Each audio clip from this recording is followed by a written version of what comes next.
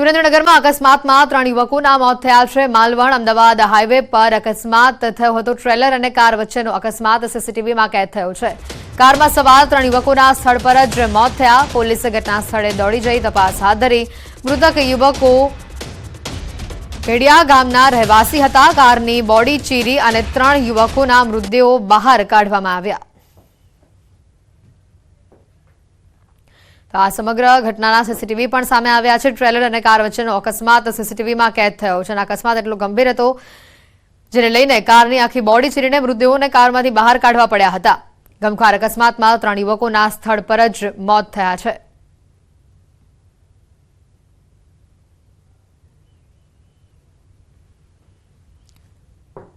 Malvan Ahmedabad highway પર અકસ્માત સર્જાયો હતો। ગમખ્વાર અકસ્માતમાં 3 યુવકોના સ્થળ પર જ મોત થયા હોવાની વિગતો સામે આવી છે। અકસ્માતમાં ગાડીનો કચ્ચરગાણ બોલાઈ ગયો હતો અને જેના કારણે અંદર મૃતકો પણ ફસાયા હોવાની વિગત સામે આવી હતી। મોરબીમાં પાકિસ્તાનથી સ્થળાંતરિત થઈ આવેલા અનેક પરિવારોને નાગરિક તરીકેના પ્રમાણપત્રો એનાયત કરવામાં આવ્યા છે। જિલ્લા કલેક્ટર કેવી ઝવેરી તેમજ ધારાસભ્ય કાંતિભાઈ અમૃતિયાના હસ્તે 13 વ્યક્તિઓને પ્રમાણપત્રો આપવામાં આવ્યા હતા। સ્થળાંતરિત વ્યક્તિઓની નાગરિકતાની અરજીઓ ઝડપથી મંજૂર થાય તે માટે જિલ્લા વહીવટીતંત્ર દ્વારા ઝડપી કામગીરી કરવામાં આવી રહી છે। આવી નાગરિકતાની અરજીઓની પૂરતી ચકાસણી કરી નાગરિકતા આપવામાં આવી રહી છે। ધારાસભ્ય કાંતિભાઈ અમૃતિયાએ જિલ્લા વહીવટીતંત્રને અને લોકોને અભિનંદન પણ પાઠવ્યા હતા।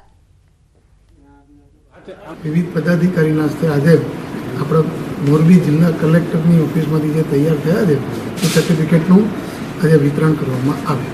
આપણે રાખી દઈએ, અહીંયા આપી દઈએ કે જેટલું થાય એટલું।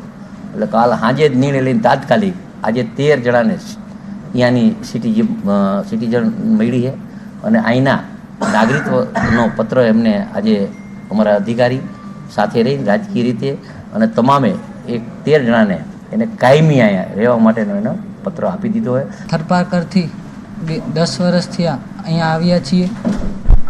અમને આજે સિટીઝનશીપ મળી રહી છે તેની ખૂબ ખુશી થાય છે। અમારા વડાપ્રધાન શ્રી નરેન્દ્રભાઈ મોદી તેમનો આભાર માનીએ છીએ। અમને આ નાગરિકતા આપવા માટે ખૂબ ખૂબ આભાર। હવે આ ગોગતી ગરમી માટે તૈયાર થઈ જશો। હવામાન વિભાગની ગરમી અંગે મોટી આગાહી સામે આવી છે। માર્ચના અંતમાં ગરમીનો પારો 40 ડિગ્રી પર પહોંચી શકે છે। સૌરાષ્ટ્રમાં માર્ચનો અંત ખૂબ જ ગરમ રહી શકે છે। અમદાવાદમાં તાપમાન 36.1 પર પહોંચ્યું છે। ગાંધીનગરમાં આજનું તાપમાન 36 ડિગ્રી છે તો નલિયામાં 38 ડિગ્રી પર તાપમાન પહોંચ્યું છે। 40 डिग्री तक भी पहुंचने की संभावना है।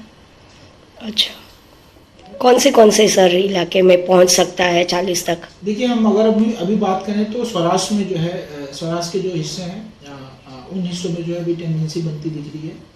लेकिन इस हफ्ते जो है ये मुख्य तौर पे जो है 1-2 डिग्री ही बढ़त देखने को मिलेगी। अगले हफ्ते में जो है इन हिस्सों में और बढ़ सकता है। साथ ही हमें देखना होगा हवा का रुख कैसा है, उस हिसाब से। નમસ્કાર, આપ જોઈ રહ્યા છો સાંસદનો સરવૈયો અને હું છું આપની સાથે હેતવી। સૌપ્રથમ વાત કરીએ લોકસભા ચૂંટણીનો ધમધમાટ શરૂ થઈ ગયો છે અને મિશન 26ની સાથે ચૂંટણી મેદાને ઉતરેલી ભાજપે કચ્છમાં વિનોદ ચાવડાને ત્રીજી વાર રિપીટ કર્યા છે। અમારી વિશેષ રજૂઆત સાંસદના સરવૈયામાં આજે વાત કરીશું વિનોદ ચાવડાના 10 વર્ષના કાર્યકાળની અને તે સવાલનો જવાબ મેળવવા પ્રયત્ન કરીશું કે આખરે શા માટે ભાજપે વિનોદ ચાવડાને ફરીથી ટિકિટ આપી મેદાન ઉતાર્યા છે। સાંસદ વિનોદ ચાવડા જનતાની અપેક્ષાઓ પર કેટલા ખરા ઉતર્યા, સાંસદની 10 વર્ષની કામગીરીને લઈને જનતા શું કહી રહી છે તે પણ સાંભળીશું। અલરે વણજારા તો કે કછડો વતાયા, અલરે વણજારા આકે કછડો વતાયા। સરહદી કચ્છ અનેક કલા કારીગરી માટે વિશ્વવિખ્યાત। કચ્છની બોલી અલગ છે તેવી જ રીતે અહીંના લોકો પણ અનોખી કળા ધરાવે છે। કચ્છનું ભરતકામ, સુડી ચપ્પુ, કચ્છની તલવાર, રોગાનાટ વગેરે જગવિખ્યાત છે। કચ્છ જિલ્લામાં અનેક ખજાનો ધરબાયેલો છે।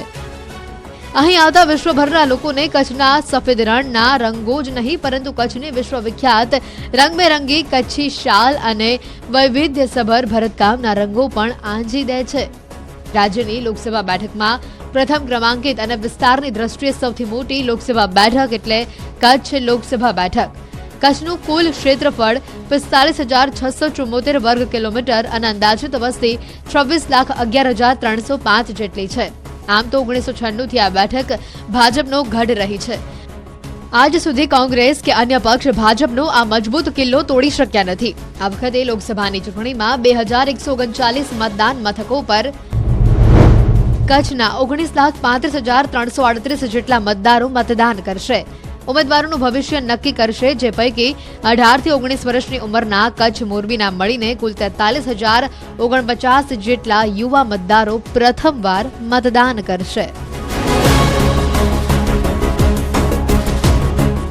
કચ્છની લોકસભા બેઠક અનામત બેઠક છે. છેલ્લા 2 ટર્મથી આ બેઠક પર ભાજપના વિનોદ ચાવડા ચૂંટાતા આવ્યા છે અને સતત ત્રીજી વાર અહીંયાથી ભાજપે વિનોદ ચાવડાને તક આપી છે. વર્ષ 2014માં કોંગ્રેસના દિનેશ પરમારની વિનોદ ચાવડા સામે 2,54,482 મતોથી હાર થઈ હતી. જ્યારે વર્ષ 2019માં કોંગ્રેસના ઉમેદવાર નરેશ મહેશ્વરી પણ ભાજપના ઉમેદવાર વિનોદ ચાવડા સામે 3,05,513 મતથી હારી ગયા હતા. કચ્છ લોકસભા બેઠક પર વર્ષ 2009ની ચૂંટણી નવા સીમાંકન પ્રમાણે લડવામાં આવી હતી, જેમાં નવા સીમાંકનમાં આ બેઠક અનુસૂચિત જાતિ માટે અનામત જાહેર કરવામાં આવી હતી. વર્ષ 2009માં ભાજપના ઉમેદવાર પૂનમબેન જાટ અહીંયાથી જીત્યા હતા અને ત્યારબાદ વર્ષ 2014 અને 2019માં એમ 2 ટર્મમાં ભાજપના વિનોદ ચાવડા કચ્છની લોકસભા બેઠક જીત્યા હતા. ત્યારે કચ્છના સાંસદ વિનોદ ચાવડાની ફરી ત્રીજી વાર લોટરી લાગી છે. 2024માં કોની વચ્ચે ટક્કર. આ વખતે ભાજપના વિનોદ ચાવડાની સામે કોંગ્રેસે યુવા નેતા નીતેશ લાલણને મેદાન ઉતાર્યા છે. હવે કચ્છ લોકસભામાં આવતી વિધાનસભાની બેઠકની વાત કરીએ તો કુલ 7 વિધાનસભાની બેઠક આવે છે, જેમાં કચ્છ જિલ્લાના 6 અને 1 મોરબી જિલ્લાની મોરબી બેઠક આવે છે. આ તમામ બેઠક પર 2022ની વિધાનસભાની ચૂંટણીમાં અબડાસા, માંડવી, ભુજ, અંજાર, ગાંધીધામ, રાપર અને મોરબી બેઠક પર ભાજપનો ભગવો લહેરાયો છે. કચ્છમાં 75% હિન્દુ આબાદી. કચ્છમાં પાટીદાર વોટ બેંક નિર્ણાયક. તો ઓબીસી મતદારોનો દબદબો છે. 21% મુસ્લિમ સમાજની વસ્તી. 59.9% ગ્રામીણ મતદારો. 40.1% વસ્તી શહેરી છે. દર વર્ષે કચ્છ લાખો દેશ વિદેશના પ્રવાસીઓની મહેમાનગતિ કરે છે. કચ્છમાં દિવસે ને દિવસે ઇન્ફ્રાસ્ટ્રક્ચર ફેસિલિટી પણ વધી રહી છે. ખાસ કરીને કચ્છ સાર્વત્રિક વિકાસની ગતિ પર આગળ વધી રહ્યું છે. જો કે આરોપ એવો છે કે જિલ્લામાં કેટલીય સમસ્યાઓ પણ છે જેનું 10 વર્ષમાં નિરાકરણ નથી આવ્યું. આરોપ છે કે ખેડૂતોને નર્મદાના નીર બાબતે અનેકવાર રજૂઆતો કર્યા છતાં પાણી મળ્યા નથી.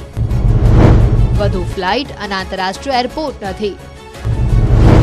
હજી ગામડાઓમાં વિકાસ પહોંચ્યો નથી. માછીમારો માટે પૂરતી સુવિધા નથી. કચ્છની પાકિસ્તાન સાથે જોડાયેલી સરહદની સલામતી અને અહીંયાથી થતી ઘૂસણખોરી ચિંતાનો મોટો વિષય છે. મોટાભાગની ટ્રેનો ગાંધીધામ સુધી આવે છે, જ્યારે જિલ્લા મથક ભુજની સતત અવગણના થઈ રહી છે. યુવા બેરોજગારને રોજગારી નથી મળી રહી. એમની કામગીરી જોવા જાઉં તો 100માંથી 0% છે. શા માટે? તો કચ્છના વિદ્યાર્થીઓ જે છે એમની સ્કૂલોમાં શિક્ષકો નથી. જે એકમો આવ્યા છે ઉદ્યોગો, એમાં સ્થાનિક કચ્છના યુવાનો બેરોજગાર છે, એ લોકોને નોકરી નથી મળતી. વિનોદભાઈ ચાવડાની ઓફિસે જાય તો વિનોદભાઈ મિટિંગમાં છે એવા એમના પીએ જવાબ આપતા હોય છે. સાબરમતીની જે ટ્રેન હતી ભુજથી એ બંધ થઈ.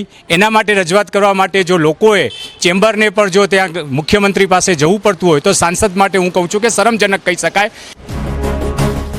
કોંગ્રેસનું કહેવું છે કે કચ્છમાં ક્યાંય વિકાસ દેખાતો નથી.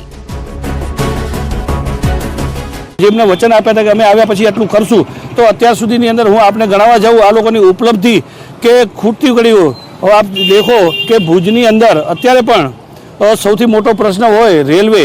હવે રેલવે જે વધારાની મળવી જોઈએ હજી સુધી એકે નથી મળી. અને અહીંયા બેરોજગારી જે બહુ મોટો પ્રશ્ન છે. આપણી પાસે નર્મદા હજી નથી પહોંચ્યું. જે પહોંચ્યું છે એની કનેક્ટિવિટી પણ એટલી પૂરતી નથી કે કિસાનોને આપી શકીએ. બ્રાન્ચ કેનાલોનું હજી કામ ખૂબ માત્રામાં અધૂરું છે. કેટલાક સ્થાનિકો કહી રહ્યા છે કે સાંસદે કામ કર્યું છે, જે કામ કર્યા છે તેના આધારે તેઓને 100માંથી 80 માર્ક આપી શકાય. તો જે રીતે કચ્છ જિલ્લાનું જે પ્રવાસન ક્ષેત્ર છે એ રીતે જે વિકાસ થયો છે એમાં થોડુંક આપણે કહી શકીએ કે વિનોદભાઈની ભૂમિકા સારી રહી છે. એક સારા રસ્તા રૂપે ભૂમિકા સારી રહી છે. જે પુલિયો ભુજોડીનું જે વર્ષોથી ચાલુ નહોતું થયું એ પણ એના કારણે પણ થોડુંક એમ લેખાય કે વાહન વ્યવહારમાં થોડીક તકલીફ પડતી હતી એ પણ થોડીક સુલેહ થયો છે. જો કે સાંસદ કહી રહ્યા છે કે 10 વર્ષમાં તેમણે પ્રજાલક્ષી અનેક કામ કર્યા છે અને આગળ પણ આવા જ કામ કરતા રહેશે. કચ્છને પાસપોર્ટ સેવા કેન્દ્ર મળ્યું છે, કચ્છને એફએમની સુવિધા મળી છે, કચ્છને ગડુલીથી સાંતલપર રોડની મંજૂરી પણ મળી અને ફેઝ 1નું કામ પૂર્ણ થયું છે, જે આજે આપણે એ રોડ જોઈ રહ્યા છીએ. માં નર્મદાના પાણી સિંચાઈ માટે પહોંચ્યા છે. જે પણ એનઓસી કેન્દ્ર સરકાર દ્વારા આપવામાં જે કાર્ય પણ પૂરું થયું છે. ગાંધીધામનો સૌથી જૂનો પ્રશ્ન હતો જે ટેક્સ ફ્રી હોલિડેનો જે પ્રશ્ન હતો, જે પ્રશ્નનું પણ સમાધાન થયું છે અને આજે ગાંધીધામને પણ એની અંદર ભારત સરકારના માધ્યમથી સહયોગ મળ્યો છે. કચ્છને નવી ટ્રેનો મળી છે, નવી એર કનેક્ટિવિટી મળી છે.